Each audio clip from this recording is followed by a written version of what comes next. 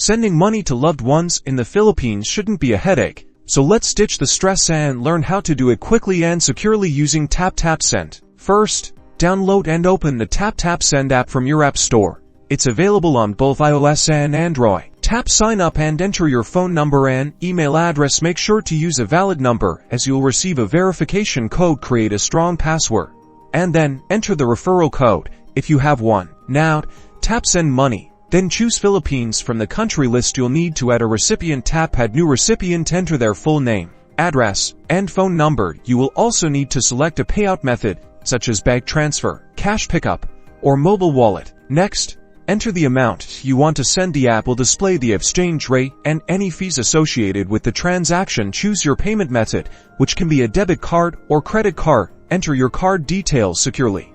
Review all the details carefully, including the recipient's information, the amount, the exchange rate, and the fees. Once you're sure everything is correct, tap send. You'll receive a confirmation message once the transfer is complete. Your recipient will also receive a notification depending on the payout method selected. If you encounter any issues, check the Taptap Send fax section or contact their customer support through the app. Common issues include incorrect recipient details or payment failures. And that's it.